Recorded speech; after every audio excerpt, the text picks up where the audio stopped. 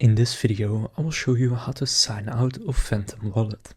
To do this, simply open up Phantom Wallet and click on your account name at the top.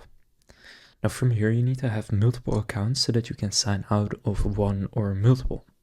So if you currently only have one and you want to sign out of that one, then first click add or connect wallet at the bottom and just go and create a new wallet. You don't need to do anything with it, but as long as you have multiple accounts, then you can do this. Then from here, click on the edit or pencil icon on the account you want to sign out of.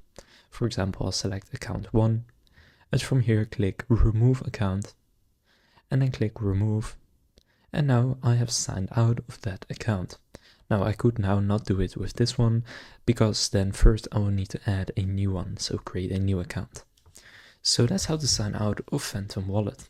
If this video was helpful, please consider leaving a like and subscribing to my channel. With that being said, I'll see you in the next video.